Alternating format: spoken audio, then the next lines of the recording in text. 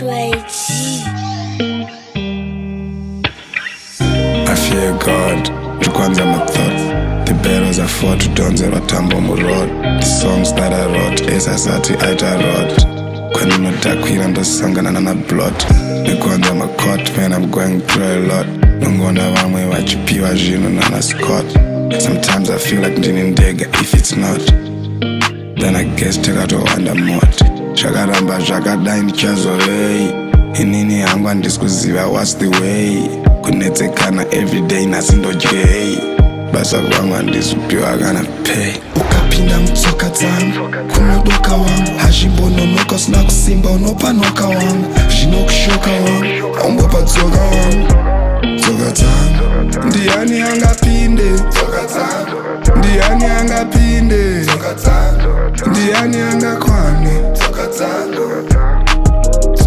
tsoka dzangu ndikwanza masuicide Zinzarese ripa tight ma elder chinetsana tichaziye ari right kundiona kuwonda musafunga kuti died kuti nditore mari police ripa site shakutongogonekwana na Boris at night pandikashaya mari here ndikapiwa notice briside ukada kuchamon's not this wakuita inside violence ndotongofira inside if I die mudze vana vangu kuti I tried.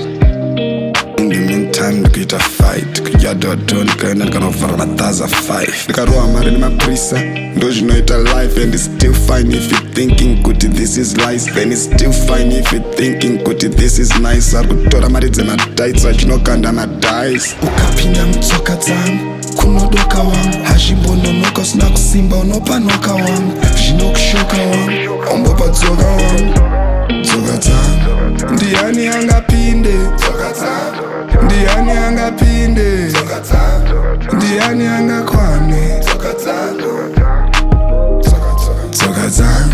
ndiani angapinde ndiani angapinde ndiani angakwane